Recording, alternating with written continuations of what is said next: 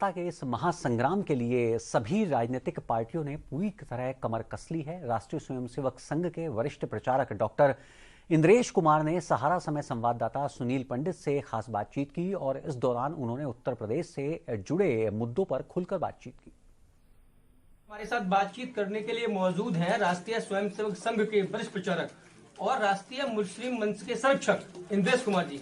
अभी हाल ही में इंद्रेश कुमार जी यूपी के कई जिलों का दौरा कर करके आए हैं और लोगों से मिल करके आए हैं। इनकी नजर में हम जानने की कोशिश करेंगे यूपी के उत्तर प्रदेश के चुनावी समरण को।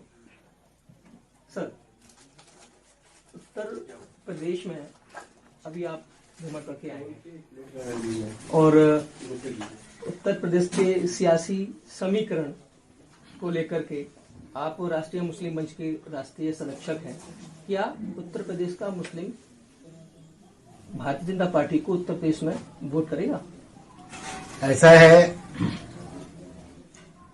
मुस्लिम समाज के सामने मौलाना इमाम मौलवियों के, उनके विद्वान जनों के, महिलाओं के कुछ प्रश्न खड़े हैं। पहला प्रश्न ये खड़ा है कि जो हमारे वोट मांग रहे हैं, लेने की बात कर रहे हैं कि बीजेपी को हराओ, इसके लिए वोट करना है।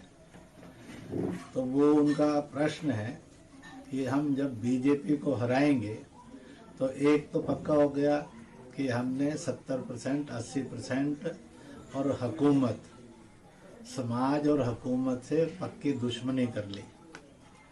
दूसरी बात उनको ये सामने खड़ी है कि हम 50, 60, 65 साल से लगातार जिन पार्टियों को केंद्र में और प्रदेशों में वोट डालकर सरकार बनवाते रहे, हमारी दुर्दशा के वो कसूरवार हैं।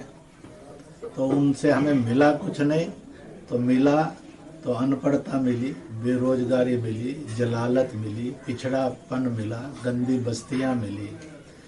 और जिनसे हमने नफरत की और कहा था कि वो बुलडोज कर देंगे, जिंदा नहीं रहने देंगे, उन्होंने तो ऐसा कुछ किया नहीं। तो बीजेपी ने हमारा बिगाड़ा कुछ नहीं, और जिन पार्टियों को वोट दिया इतने इतने साल, उन्होंने हमारा संवारा कुछ नहीं। इसी तरह से दूसरा प्रश्न मुंह बाय खड़ा है, विशेष रूप से उत्तर प्रदेश के अंदर, कि जिनको वोट दिया था उनके हर राज्य के अंदर दंगे दंगे दंगे हैं। चाहे वो कांग्रेस का था, चाहे समाजवादी पार्टी का है, चाहे बहुजन का है। यही एक हुकूमत है जो दंगा मुक्त है।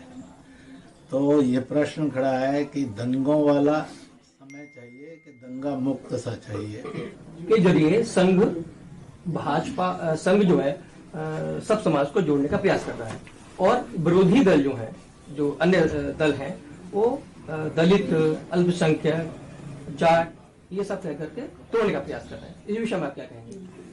ऐसा है कि उनका कहना है कि हिंदू मुसलमान का मजहबी बंटवारा करना और फिर हिंदुओं का जातियों में बंटवारा करना, मुसलमानों का फिरकों में बंटवारा करना। कांग्रेस और समाजवादी पार्टी और बहुजन भी लगभग इसी बात को कर रहे हैं, जो कि अशोभनीय और निंदनीय है, नहीं करना चाहिए। और जबकि ये बंटवारा नहीं कर रहे, वहाँ पर 80-20 का भी आता है।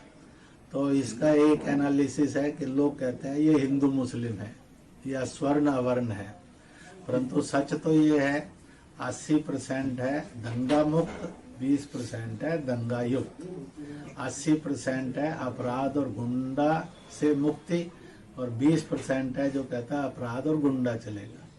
80% का मतलब है कि बहादुर शाह जफर से लेकर बापू तक सभी स्वतंत्रता सेनानियों का, सत्याग्रहियों का और क्रांतिकारियों का सम्मान।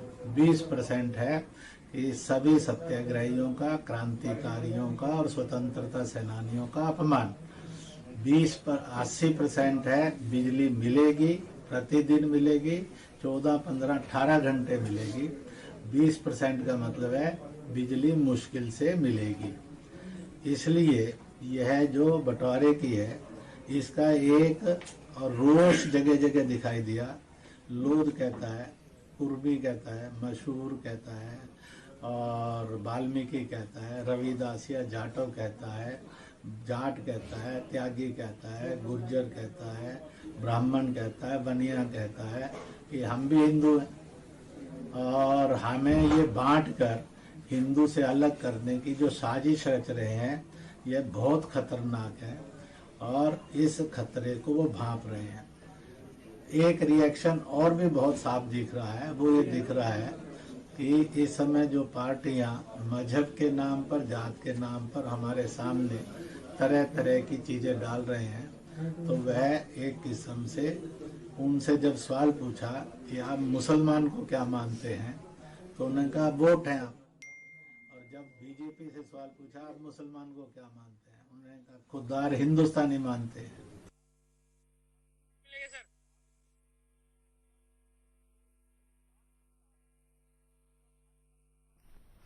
उत्तराखंड की सबसे हॉट सीट माने जाने